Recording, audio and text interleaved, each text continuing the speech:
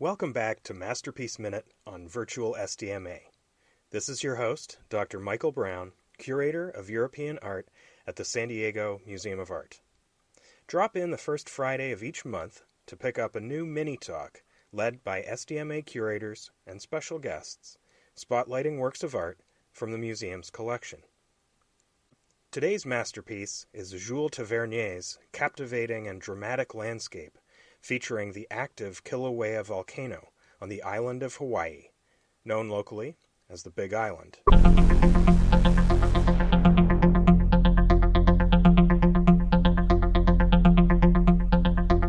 Tavernier was born in Paris to parents of English descent and spent much of his youth in London before enrolling at the prestigious École des Beaux-Arts, later honing his plein-air painting practice in the forest of Fontainebleau with the realist artists of the Barbizon school.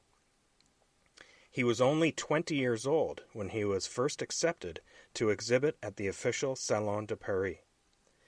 This early success in the Paris art world was interrupted by the Franco-Prussian War, in which he served as a soldier and correspondent.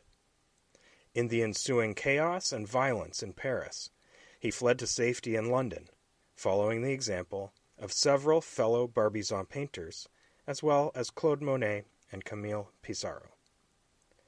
Tavernier then set off for New York to seek a career as an illustrator for Harper's Weekly, the popular magazine that had published Winslow Homer's keen journalistic illustrations in the early 1870s. Tavernier accepted Harper's commission to sketch the cultures and landscapes of the American West.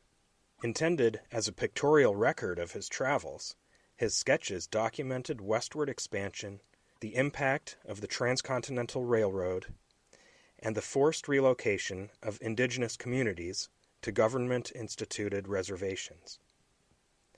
In 1874, he recorded in drawings and paintings his stay with the Oglala Lakota Nation, including his meetings with Chief Red Cloud and Sitting Bull in Nebraska.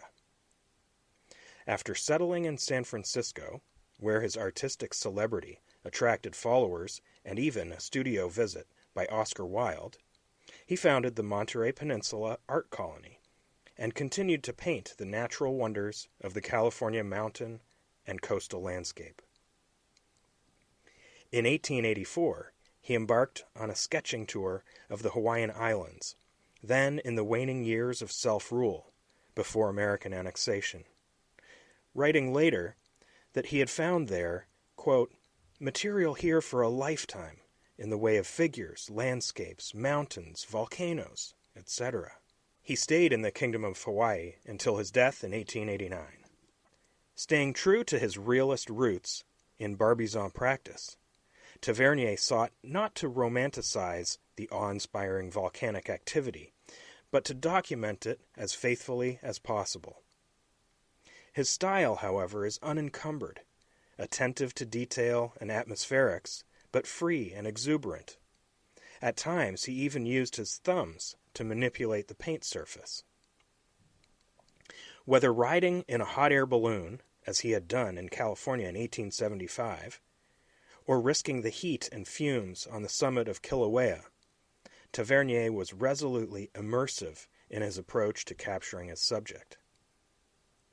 He was also aware of the spiritual importance of the Caldera to indigenous Hawaiians, as the Hale Mau Mau vent seen here is the mythological home to Pele, Hawaiian goddess of fire.